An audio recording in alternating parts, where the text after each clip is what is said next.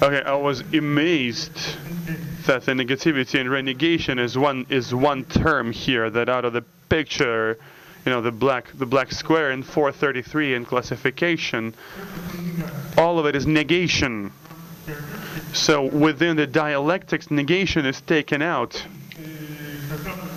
And it seems that this whole negation relates to postmodernism, or as Pavu says, to the linguistic anthropology, in which we're caught up in, where everything has to be taken down, but Boileau himself wanted to reconstruct. So within your negation, there is no constructive anything. That there is where is the truthfulness? What happens after negation isn't even supposed, right? Well, you see, art is a lie, so there is no truth in art.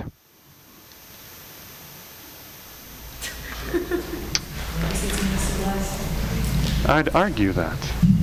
I have a question for the second paper. This was all new to me, so it's a question. I lost trauma in it.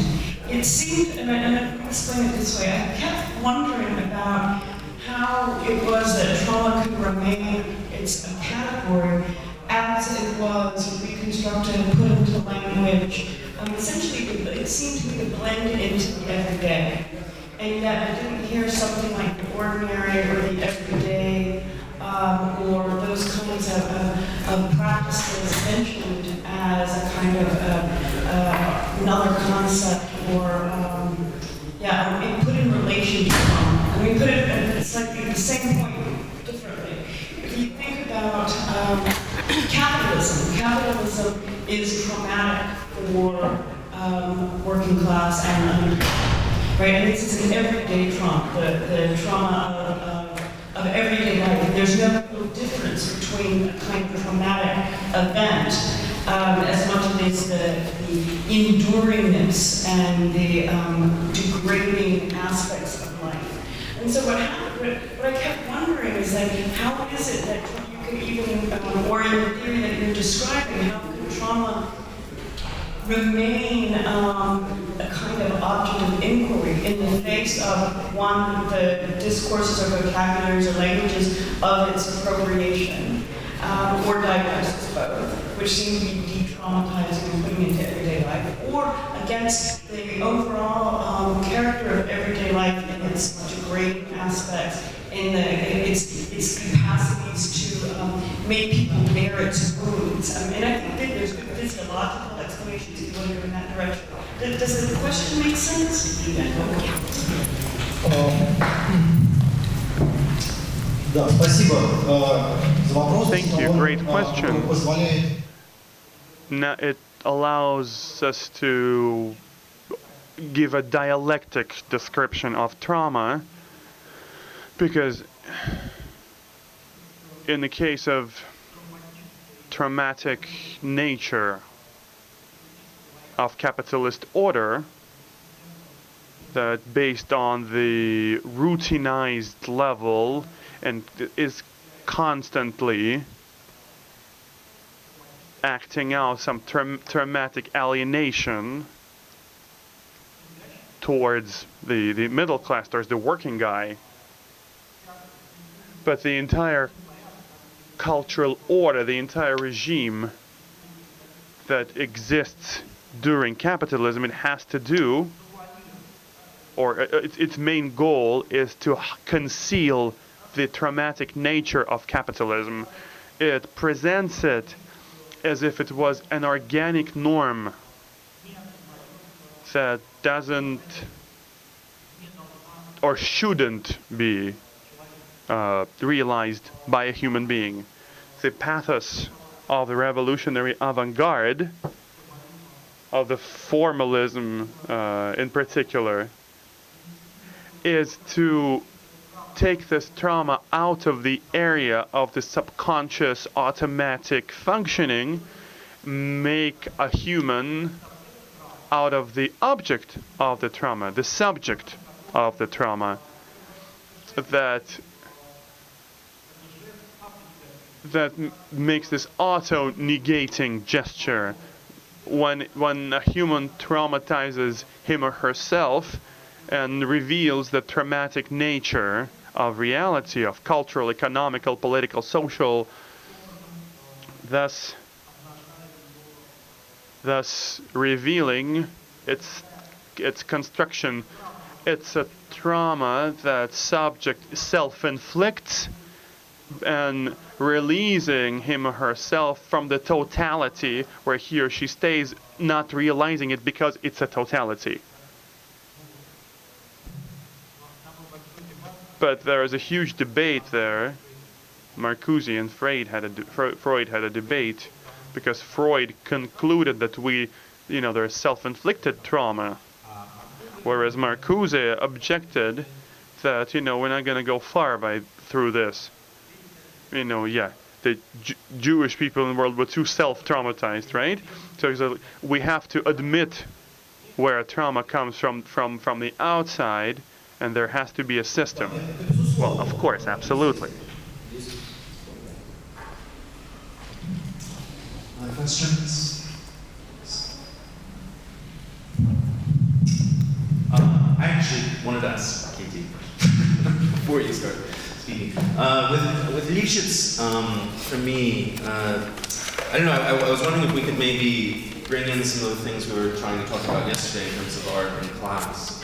Because Lifshitz has this very kind of interesting, but at the same time depressing idea of the classic as someone who emerges in between sort of historical epochs. So when the dominant class, the aristocratic class from which the classic emerges, is falling into historical oblivion, and the new bourgeoisie is rising, and the classic finds himself in this gap, this shade, in between these two positions, rejecting both. And that somehow it's that position, which is it's kind of like a total alienation, not in terms of sort of commodity culture or whatnot, but just alienation from time itself or something, alienation from history. And that produces this ability to achieve this kind of sensuousness, I think, that you're talking about through resignation. Right? But what's depressing about it is that they're trying to present it. What's depressing to me, yes, is that, like Lukács, they're trying to kind of use this model of realism and things that they're taking from previous historical epochs to describe what socialist art should be like, what this new gap could be like. But it seems like when we look at it, and we end up getting what seems more logical is that there should be some kind of inversion, that you won't have that. You'll have, in fact, the opposite will happen. And for now, in our own time, it seems even more pressing. Maybe it was an illusion to think that the epochal moment had come then with the revolution, where now we really see this change happening. So.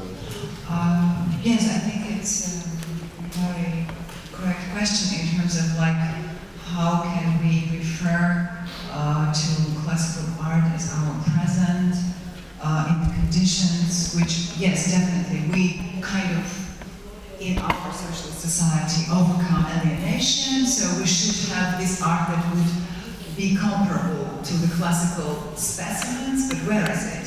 We have this terrible socialist realism, and actually for Lifshitz there was not a single specimen of art, except for Platon, by the way, which would ever show this kind of scope and scale of human resignation at all. Here, on the one hand, you're right, because how can you be an aesthetician of art that does not exist? How can you aestheticize some merits and values that are not rendered and exerted in the present society? But on the one hand, this was the symptom and syndrome of this society and the falseness of its the dimension of socialism in it. On the other hand, still, I think his arguments keep to be valuable. Why? Because, what is really important is that there was the Copernican turnover. Something that, for instance, Artyom disregards, because I completely agree with how you describe negativity. It's absolutely excellent, and I will even refer to you. But I think what I noticed that you extrapolate this negativity on the whole art production. It's already negative because it's a lie, and it's like it becomes the tautology. Art is art, that's why it's negative. But on the other hand, Artyom, as well as people you referred to, Adorno and other theorists, they would never take this Copernican turnover as he did.